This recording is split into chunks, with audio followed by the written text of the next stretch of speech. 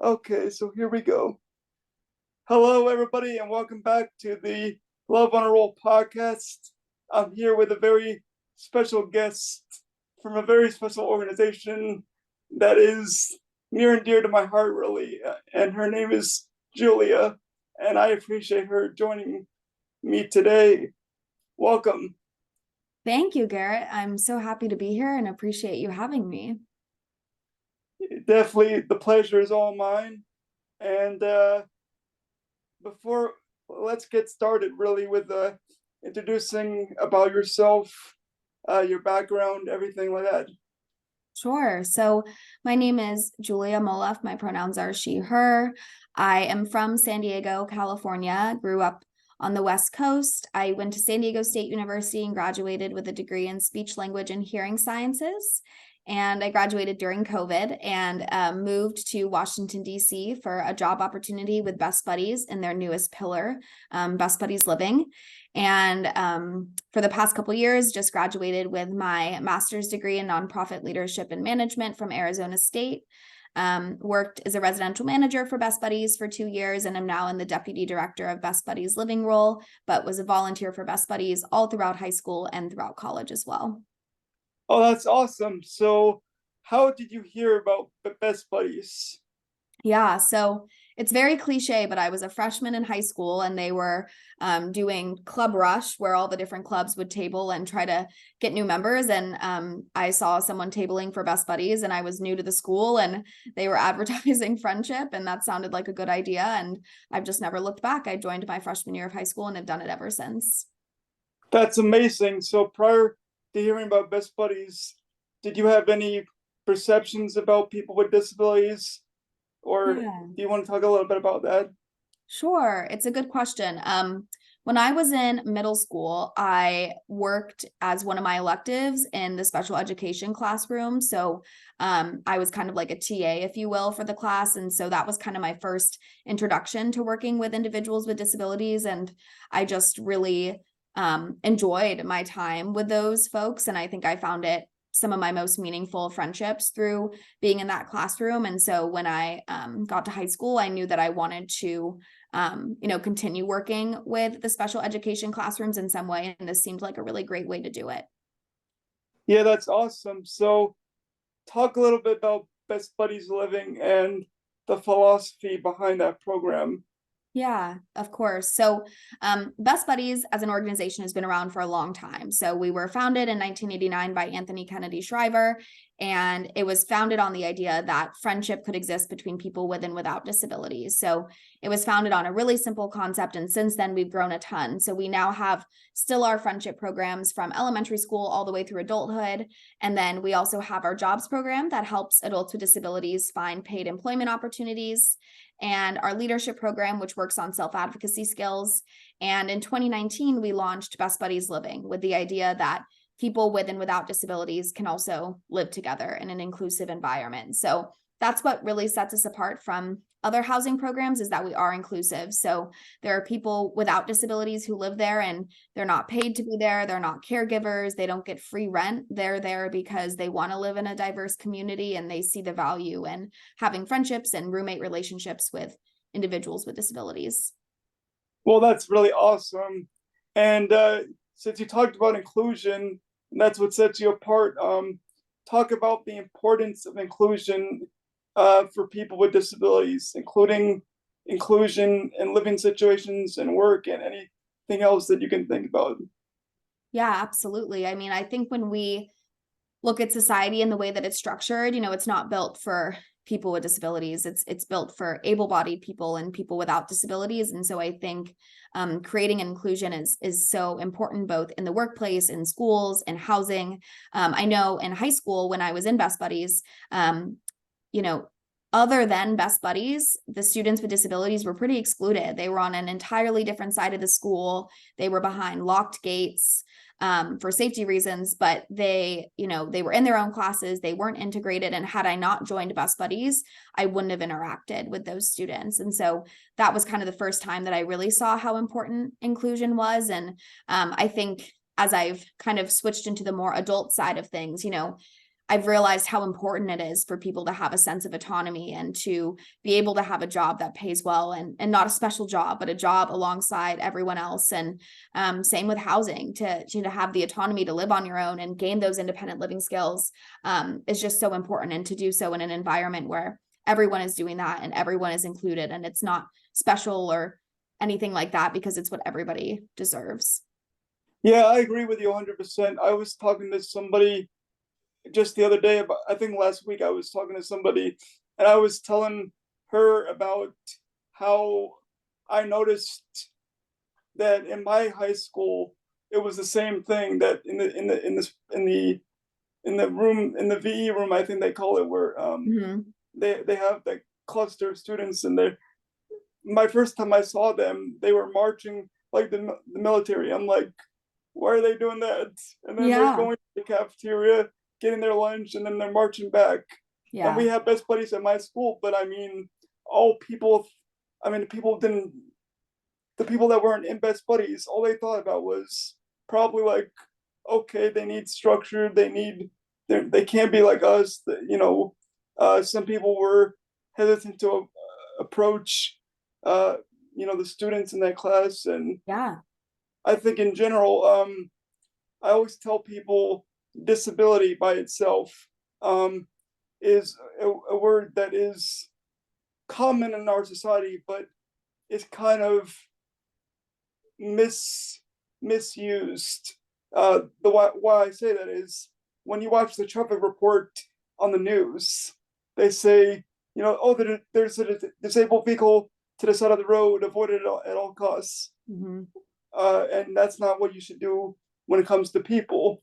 So there's different terminologies, as you know, when it comes to people that have disabilities and special needs and stuff like that. But I don't think you'll ever find the perfect terminology for it, because everybody has different things that they prefer to be called and everything like that. But absolutely, it's really interesting that you mentioned your experience when you first kind of saw people in school, and that was kind of my experience too. And like you said, if you hadn't joined Best Buddies and become involved in it, you wouldn't have known. And I think that's the biggest takeaway people can take away when it comes to interacting with people with disabilities or special needs, and the whole community overall. Absolutely. And the other thing on there too is, so what would you say is the biggest misconception that people have about the Best Buddies Living program, or maybe about Best Buddies in general, that you would like to kind of bust and say that's not the case? No, that's a great question. I think the biggest misconception that I see within Best Buddies Living and also within Best Buddies as a whole is that it is some sort of charity that's only benefiting the people with disabilities. And it's a little tricky because, of course, we are a nonprofit, we're a 501c3, we do fundraising. So in a lot of ways, we do fit the charity profile, but being in Best Buddies is not being in a charity, So when I joined Best Buddies, so many people would kind of say things like, oh, that's so nice of you to be friends with someone with a disability, or only a certain kind of person could do what you do. And I think that's the biggest misconception, because I would argue that the people without disabilities get more, if not the same, out of Best Buddies as those with disabilities, because it's life-changing because of the relationships you're meeting and the people that you wouldn't have interacted with otherwise. And it doesn't feel like charity. It shouldn't feel like charity. And I think sometimes at Best Buddies Living, we get people who say, well, how do you find those, neurotypicals, people without disabilities? How do you find them for the program? Why would they want to live there? It's hard for people to understand that there are individuals who actively want to live amongst people who are different than themselves and to join an intentional community. So many people assume that they must be paid or they must be getting free rent. There has to be some kind of incentive. And we really pride ourselves on not incentivizing, living in this kind of a community. Yeah, which is amazing. I think one of the misconceptions that I have from people which was amazing for me being involved in Best Buddies, was because I have CP and my muscles, make certain movements, or I may talk with my speech a little bit slurred or whatever, that I must be the same as other people that have CP or have, physical and maybe intellectual disabilities. And I explained to people, no, there's a spectrum. And I think being involved in Best Buddies and, even in the Best Buddies Living program, people understand that by getting to know individuals like myself or other individuals that may not be like myself and have different disabilities and challenges. And I think that's the beauty of it, because I remember my experience with Best Buddies. People, the first day that we joined, every year in the club, our chapter leaders, they had a training that they gave to new members, where they told people this is how you interact with people with disabilities, and they told you like the misconceptions and stuff like that. And I thought that was a beautiful thing, because that's not education that's available in the schools, and I think it should be. Yeah, absolutely. And I mean, something we sometimes say too is like, if you know one person with autism or one person with Down syndrome or one person with CP, you know exactly that. You know one person. It's not like if you know one person with autism, you know what autism is like, or you know what CP is like. In the disability world, the spectrum is huge, and I think there's something really beautiful about that. But to your point, I think it's easy for people to kind of think of the stereotypes of a disability and assume that everyone who has it must fit into that exact box, and it's just not the case. Yeah. And that's why I think Best Buddies is a great organization, and that's why I think everyone should be involved in Best Buddies. And I mean, I learned myself, I mean, we're talking about the Best Buddies Living program today, but like you said, there's a friendship program, there's employment, and there's even, I learned recently, there's even a community program that people in the community can join, and they can be paired with somebody. And that's amazing too. But you don't even have to do that. Depending on the time that you have, you can even be a pen pal for somebody. You can even online, or you could be a spokesperson for us. All the programs. Yeah, I mean, I've been involved since like 2009, 2010. So I do know. You could tell that you could tell everybody to maybe elect me as a spokesperson. I don't mind. I'll spread the word. Anyway, so there's a variety of different ways for people to be involved. So I think that's a really huge thing, and I think it's a beautiful thing, because there are people that I met in Best Buddies that I'm still acquaintances with today. And it's just a beautiful thing. Absolutely. So I hope we can encourage people to join by the end of our interview here today. Me too. So speaking of that, what can people do to support and grow the program? Yeah. Well, I think you said it best. Not everyone can be in Best Buddies Living necessarily. There's only so many locations and so many spots and all those types of things, but there are just so many ways to get involved in Best Buddies. And, that's really the best way to support us, is to get involved and to hear about our mission and spread our mission to others. And it can be through joining eBuddies and having a pen pal, or it could be going to your local friendship walk, or, of course, part of any kind of nonprofit is that we need funds. So if people are able to support us financially, that's how programs like Best Buddies get started across the country. So there are definitely no shortage of ways for individuals to get involved. Yeah, for people that don't know what a friendship walk is, can you explain that briefly? Yeah, of course. So in all Best Buddies programs across the country, we have friendship walks in all the regions that we're in. So a friendship walk is a free event. There's no registration fee or anything like that, but we encourage people to fundraise. And It's essentially a walk, almost isn't even the right word. It's kind of just like a party outside. It's a really short walk usually. And then there's just dancing and food and a way to, get involved in the community, see what we're doing, hear from speakers. And it's just a really great way to kind of see the mission in action. Yeah, it is like a big party. I was there for the first time in years this past year. It was very hot, but it was worthwhile to go, and nice music and good food. And Good. I'm yeah, glad you got to go. yeah, so wherever people are, I would say definitely check that out. It's definitely a low commitment, Yeah.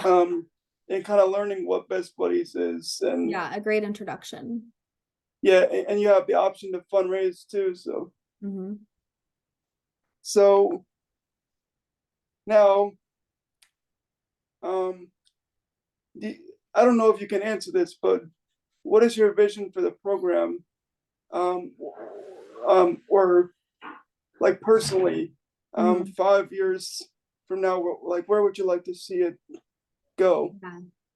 Yeah, absolutely. I mean, I think what we're doing right now is so important. And what I've learned in being in such a new program is that you really have to kind of do some proofing and show that this model works. So I think we're still in that very early stage. But 5 years from now, I'd like to see that we have even more locations. We have 2 in DC, 1 in Miami, 1 in LA, and we're just now opening 1 in Atlanta. So 5 years from now, I hope that we will have more locations added to that list. My hope is also to make it more accessible financially. So continuing to find scholarship funds so that it can be, available to anybody regardless of their financial background. And then also just creating versions of the program that support different levels of need. So right now we are really a niche program in supporting individuals who are highly independent. But I hope in the future we'll have different versions of Best Buddies Living that could reach individuals with different levels of support needs. That 5 years, that might be a little ambitious for 5 years. These are maybe more 10 years, 20 years, but definitely big visions for the program. Yeah, I don't mean to put you on the spot, but when you say versions of the program, right now I know it's based on college campuses and Mm-hmm. all of that stuff. So do you mean that you would like to see the program beyond the college environment, like more community living? Yeah, I think there's so many different iterations of Best Buddies Living that could be really beautiful. When I think about different versions, I think about my buddy from high school, Haley, who I'm still very close with. And so she would need more support than Best Buddies Living provides right now. So when I think about different versions, I think about versions where there's maybe multiple staff people on site and someone who needs help, with mobility, getting in and out of their chair, could have someone who could help them with that. So right now, Best Buddies Living is supporting people who are a little bit more independent. And I hope one day we'll be able to support a greater level of need. Yeah, I hope that for that too, because that would be an amazing thing. Since I graduated, I don't think this current version, even if there was a program near me in the future, Mm-hmm. I don't think I probably could attend that, because I need, like you said, more support. And I'm also graduated from college, so Yeah. I'm kind of beyond that. Yeah. Yeah. And I think, like you said, we definitely want to expand what that support looks like. And we kind of have to proof the concept first. But I think there are just so many like different iterations of Best Buddies Living that could exist. And we're really excited to see where it goes. Yeah, me too, because a lot of people out there, I'm sure people know about Best Buddies Living because it's growing, and a lot of people know about the word. But a lot of people, if they don't think about community living for their child, they automatically go to a group home. And I know somebody whose parents unfortunately put him in a group home, and he's not having the best experience Yeah. with it. It's driving him crazy. And you know, I'm fortunate that my parents know that I'm not cut out for a group Yeah. home and all of that stuff for Yeah. institution. But um, I hope that in the future, Best Buddies can be a leader for people so that they don't think about institutions as the first step for placing their child. No, absolutely. And that's the goal, is to just give people options. And right now the options are so small, and group homes are a good fit for some, but they're not a good fit for everyone. So the hope is that, and it can't just be Best Buddies. We're going to need other groups to do the same thing, because there's just such a huge need. And the hope would be that, individuals have so many choices on how they want to spend their adult lives, and not just one or none. Yeah, me too, because I know this is not your expertise, but I've talked to so many people on this podcast about how the law is not the best in terms of community living, because they don't encourage developers to make units or houses that are accessible. Like, I've had an experience where I was at an apartment close to my house, and they've been around for a year, they had said, and there was only one unit that could accommodate that, and they were unaffordable. And so my point is that I hope that more affordable community living situations will be made available in the future. And I hope the laws can change too, and maybe in some level,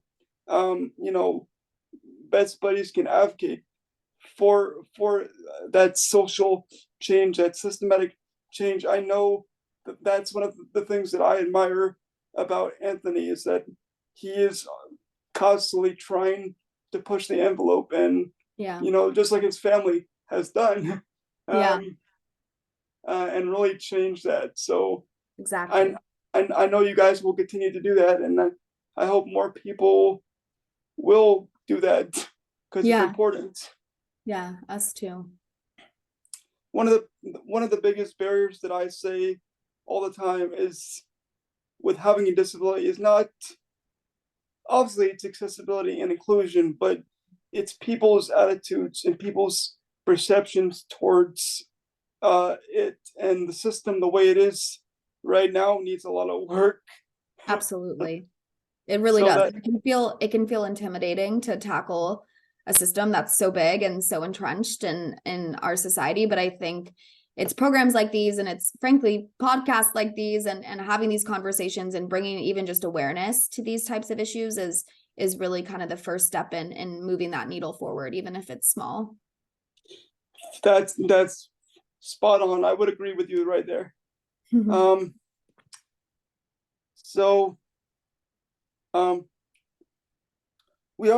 We pretty much already talked about the wheelchair question, but do you get any frequently asked questions about the program? Yeah. And I will say, like, we can accommodate, we choose buildings that are always ADA accessible and units that are ADA accessible. So we can certainly accommodate wheelchairs. The part that gets a little bit tricky is when people need supports using the wheelchair. So that's the part where I hope in the future we'll have more built-in supports for something like that. But in terms of frequently asked questions, I would say a big question, and I mentioned this a little bit earlier, is like, where are those people without disabilities coming from? Why do they want to live in this kind of a housing community? That's definitely a big fear that families and individuals have. And a lot of them have experience with Best Buddies in the past, and they did Best Buddies in college, or they did it in high school, and now they're young professionals, or they're going to school, and they want to live in a community that's inclusive, that reminds them of the Best Buddies they did when they were young. So that's really common. Or sometimes we find someone who just is really intrigued by the idea of living in an intentional community.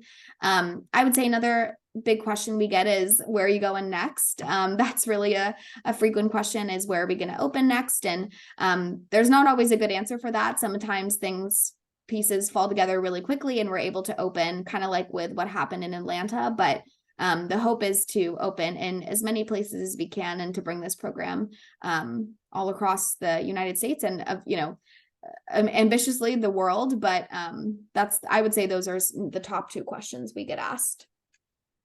That's really awesome that you're sharing that. But I wanted to go back to that's awesome that you guys have the ability to accommodate someone in a wheelchair, and then you do choose ADA units and buildings. Yeah. But what kind of built-in supports are you lacking that you hope for the future that you're able to remedy? Yeah, that's a good question. So right now, the residential manager on site does not provide any kind of therapeutic supports. And because we're not a licensed facility, we have to be really cautious about what kind of supports we provide. So for instance, they can help residents with tasks like cooking, cleaning, grocery shopping, laundry, organizing, social skills, all those types of things. But some of the tasks that they can't help with are things like medication management, feeding, bathing, transfers in and out of chairs. So those are the types of things that I hope in the future we'll be able to have a more extensive program with more support staff who could help individuals who need those supports as well. Yeah, I do too. But right now, if somebody had a PCA, would they be able to? Are they able to go into that unit and provide those services right now? Yeah, absolutely. So people can definitely bring their own supports. I would say the only caveat is that we haven't found a situation yet where we've been able to allow like overnight supports because all of the bedrooms that we rent are single occupancy. But if somebody just had someone who came in during the day or a couple times during the day and helped with certain aspects, that would definitely be feasible. Okay, so the biggest challenge right now, besides you also, we need more robust supports in the future, but right now it's just you're having difficulty with accommodating people who need like 24-hour care then. Yeah, for sure. Okay. But somebody who only needs somebody like from 9 to like 5, and like 5 to I'm sorry, like 9 to 5, and then maybe like 10 to 11 or whatever, they could do that. Yeah, and the good part about Best Buddies Living is that the programs we have are very small. So we work really closely with the residents that we support, and we take things on a case-by-case basis. So we're always willing to explore with residents and see, if we can make the accommodations that they need. And we're always willing to work with families and residents to try to see if it's feasible for everyone. Well, that's awesome. That is definitely awesome to hear that. Okay, we're almost getting near the end here. So I believe we talked about what sets your program apart from other similar programs out there, but if you just wanted to touch on anything that you didn't mention. Yeah. I think we definitely touched on the inclusion piece. I think it's difficult to find programs who are really creating an inclusive environment where the individuals without disabilities are not incentivized to be there and aren't paid to be there. So that's what comes to mind when I think of what sets us apart. But what we've seen in the communities that we've grown in DC and LA and Miami is that the communities are very genuine. And I lived on site for 2 years as the residential manager before I transitioned into this role. And I would always have moments where I knew I was doing my job right when people were creating community without it being fostered by me. So I would, of course, plan the group dinners, I'd plan the events, but I would see in the group text, someone would say, hey, I'm having some friends over. Does anyone else want to join? Or I'm going to run to dinner. Does anyone want to come with me? And it was moments like that where I saw that inclusion was happening without any prompting, without anyone asking. It was just happening on its own, and it was authentic and it was natural. And I think that is really unique. And I wish it was less unique. I wish it was everywhere, but that's how I know that our program is succeeding in the way that we want it to. Right, and that's awesome because for people that don't know, I know a lot of programs in Best Buddies, especially the friendship programs.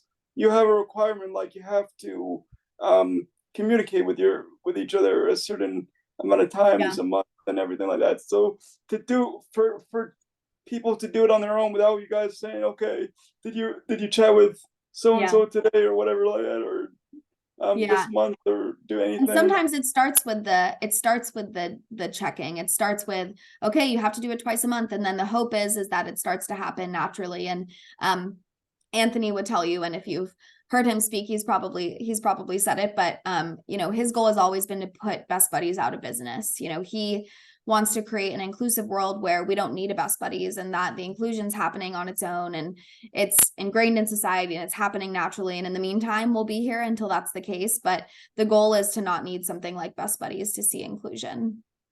Yeah, Best Buddies is kind of like, or should be like, overall. For me, it's like that bridge, like where you go across it, you train people, you show people through example, and then once the training wheels are off, they should be able to see the need to do it on their own. Yeah, I love that. That's a really great analogy, and I think that's definitely our goal. Yeah, it's a marathon, not a sprint. That's for sure. Yeah. All right. So, is there anything else that you would like to share with people listening and or watching to this? Yeah, I just think I'd say thank you. I think the people watching and listening to this podcast are already taking a step to make the world more inclusive, and I think that is so appreciated. And also just that individuals should always reach out. They can reach out to me about Best Buddies, and I'd be happy to connect them, whether it's with living or friendship or jobs or whatever the case is. We're in a lot of places across the country, and there's a space for everybody at Best Buddies, and we'd love to help someone find their community through us. Sounds good, and I'll make sure that we also include your contact information in the show notes as well when posting this episode. And then, so where can they find you and learn more about you as an individual in the Best Buddies Living program? Yeah, so I'm on LinkedIn, and I'm happy to share my contact info with Garrett as well. But people can reach me either through LinkedIn or directly to my email. But Best Buddies Living in general is just bestbuddies.org/living. And you can also email living@bestbuddies.org. Perfect. Well, thank you for taking the time, and I hope you have a great rest of your weekend. Thank you, Garrett. You as well. I appreciate you having me on.